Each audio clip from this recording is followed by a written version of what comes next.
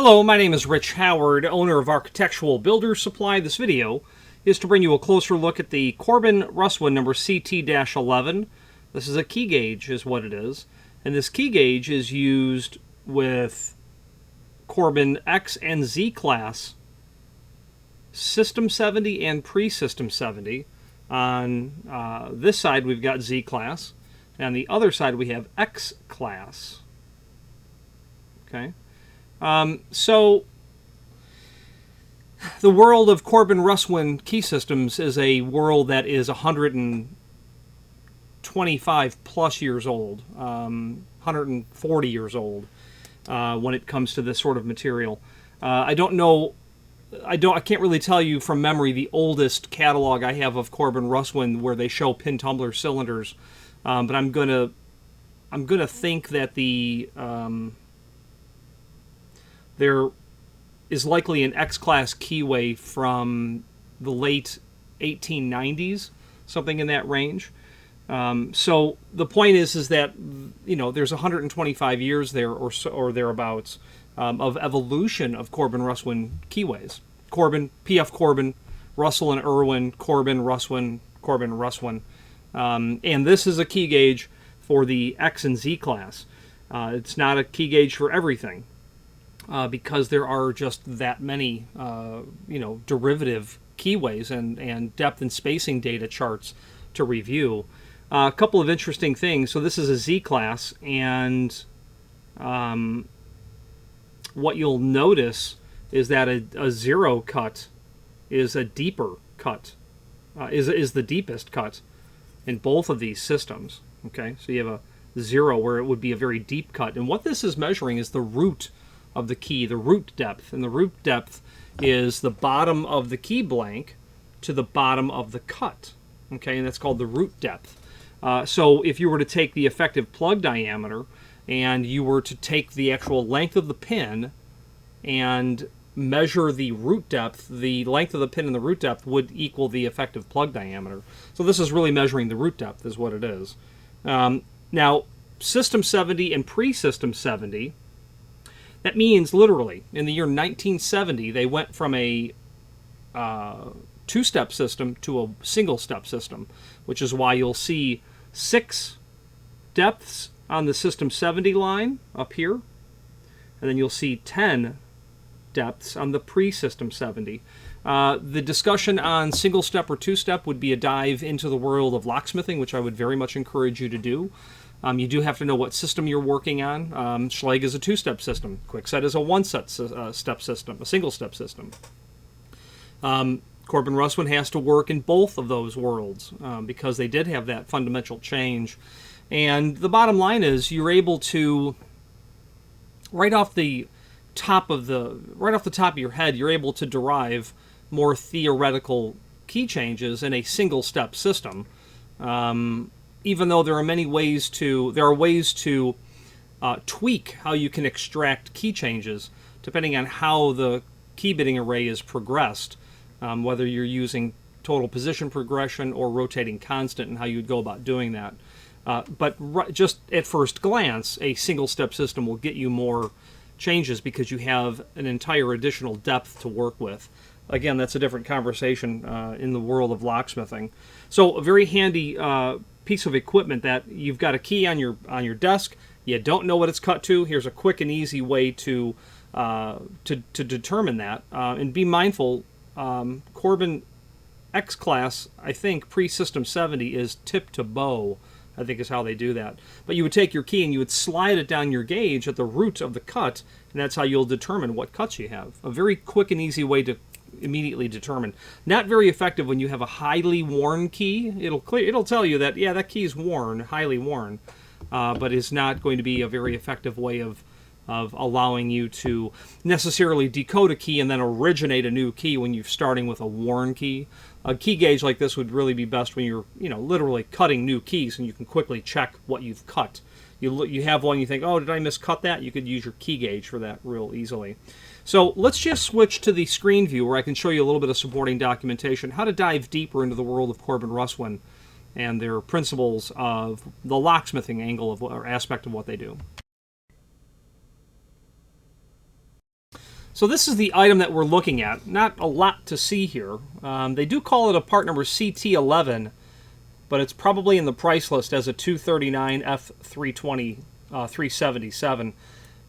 Product catalog page is here, and that's going to show you your key gauge for Corbin X and Z class. Okay. Now, if you know much about Corbin Russwin, you're going to know that you'll require more than one key gauge to work successfully in a Corbin Russwin environment. A Russwin Z DH class would be very typical. So you need different key gauges for all of these different key systems. So the product catalog here just literally showing you some service equipment when you're working on the cylinder aspect of Corbin Russwin. So supporting documentation, I'd like to point out to you also the link to the manufacturer's page here. There's a document here that if you work in the world of Corbin Russwin that you can't successfully work without having knowledge of, and that's the Corbin Russwin cylinder manual. Okay, it's right there. Disregard the year. I don't believe that there's been any editorial changes between 2011 and 2016. That I've been able to detect, but clearly I had access to one that was older, and then a new unit was published, and there could have been corrections. I just am not aware of them. Anyway, that cylinder manual is going to be crucial because it is literally a living history of Corbin and Russwin key systems. Okay, they go into the evolution of all of these key systems, what everything means. They define everything. You have your Corbin X and Z class. They talk about the differences of what they are. You have your Russwin keyways here. They give a chart here of where all that material fits in the greater ecology. Okay, so you can see you have a key gauge that you would need for Corbin, and luckily it's just one, but then there would be other ones that you would need for Russwin. The DH class is very common. All of this is very common. And this X class are some very, very old keyways. Late 19th century, first half of the 20th century to be sure. The 99, the 67 series, these are very old keyways. And they're very much still alive and well and out there, out in the wild. The 981 is very old. All of this material is. Now, this manual will give you not only the history of their key systems, it's also going to talk about the step system as well in each, and will allow you to understand better a single or a two-step system. So I would very much encourage you to review that. This here talks about how to divide the key. Dividing the key is a topic, a concept in locksmithing that allows you to understand how you can determine the quantity of available change keys that you can derive out of how you would need to divide the key.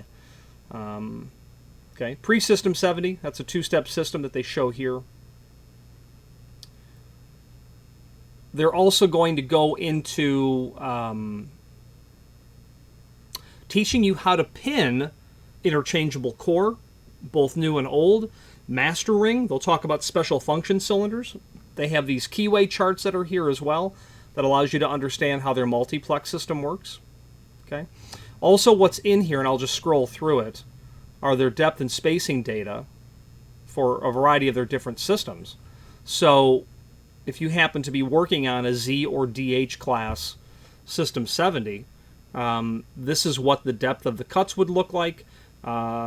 This is the shoulder to the first cut, and then the center to center of every cut after that. So this gives you all the dimensional data necessary to understand what cut is happening here. And because they have pre-System 70 and System 70, there would be another chart for Corbin Z and DH class that would be pre-System 70. And I think it's probably 3 pages past this area. Well, they've got a DH class pre-System 70, and then a Z class pre-System 70. So 2 different charts for that. I think the difference there is how Corbin treats the zero cut. They treat it as the deepest cut, as you can see here. An indispensable document when you're talking about the world of Corbin Russwin. I have thoroughly read it in one sitting, and I have referred to it countless times, not only trying to understand better a project that I might be working on, but just understanding the world of Corbin Russwin. Let's wrap up this video on camera.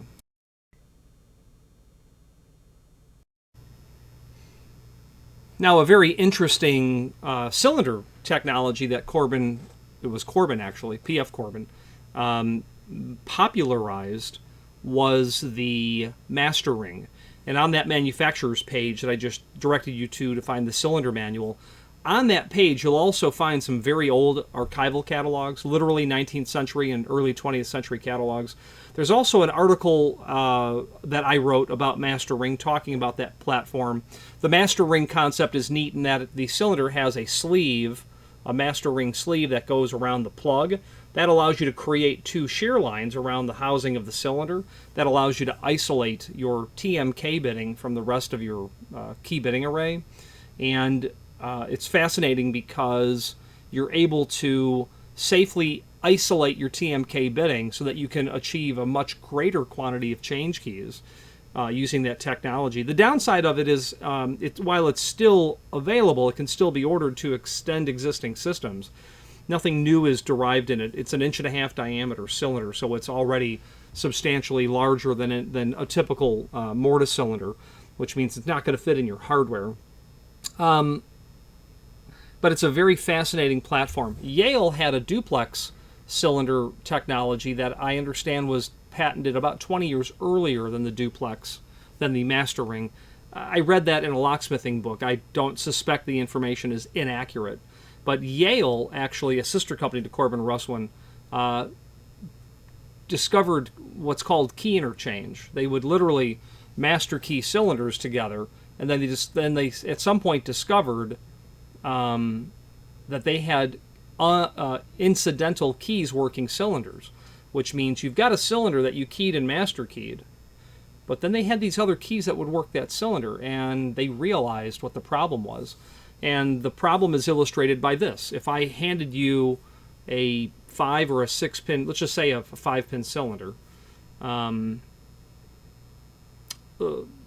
I keyed it and I master keyed it, and I used total position progression, which means there's a master pin in every cylinder. There are only two keys that work that, the master and the change key, and I handed that to you, and I asked you, how many total keys work this cylinder? You'd probably look at it and say, well, 2.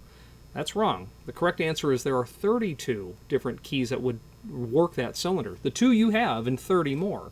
And that's because you have a bottom pin and a master pin in each of the 5 chambers. So that's 2 to the 5th power of different possible shear lines that could be created depending on how those bottom pins and master pins are manipulated to move to the shear line. Well, Yale discovered that they had a problem with incidental keys working in those cylinders, and they discontinued that.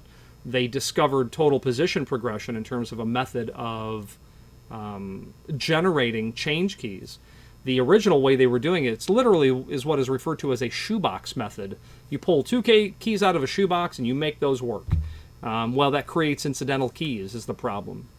And when you use a scientific method to approach how to pin master cylinders, you can thoroughly understand what works and what doesn't work in that cylinder. The point of the master ring, talking about Yale, is they then invented the duplex, which is a cylinder that has a cylinder itself that has 2 plugs in it. So you could isolate the master key and the change key. So you could have, say, 20 locks, and one plug has only the master key that works it, and the other plug has whatever else is running through it. The point is that it isolates the ability, it insulates you from incidental keys passing those cylinders, because you have only one shear line now in each cylinder, and that eliminates the possible additional shear lines that could be created. And the master ring was Corbin's way of doing that. Corbin didn't invent it. A New York City locksmith by the name of Edward O'Keefe patented it in about 1898 or thereabouts, and I think his patent is there as well. But very interesting. The point is, if you're going to approach studying Corbin Russwin's master ring, you've got to understand their key systems, okay? And it's a very interesting topic. So, anyway, not to get too far off the track, but if you have any questions on the Corbin Russwin CT-11 key gauge for their Z and X class systems or any other Corbin Russwin product, please feel free to reach out to us. And thank you.